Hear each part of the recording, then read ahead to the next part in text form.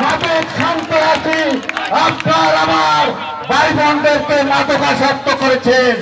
আর এই মঠবাড়িয়া বক্তৃতা পেলে বলে এই মঠবাড়ি আমার, কোথায় ওনার মঠবাড়িয়া, উনি কোথায় পেয়েছে এই মঠবাড়িয়া? এই মঠবাড়িয়া সাধারণ জনগণের মঠবাড়িয়া, এই মঠবাড়িয়া সাধারণ জনগণের, তারাই নেতা নির্বাচিত করবে। এই বিএনপি ভারপ্রাপ্ত চেয়ারম্যান দেশটার জনাব তারেক রহমানকে আমরা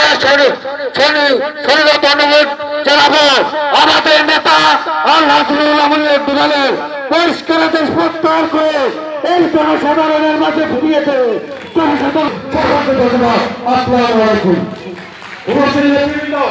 আপনারা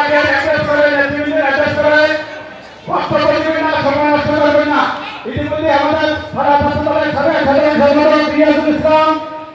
ঢাকা বিশ্ববিদ্যালয়ের সাবেক ছাত্র নেতা শুধুমাত্র এক মিনিট তিনি শুভেচ্ছা বিনিময় করবেন।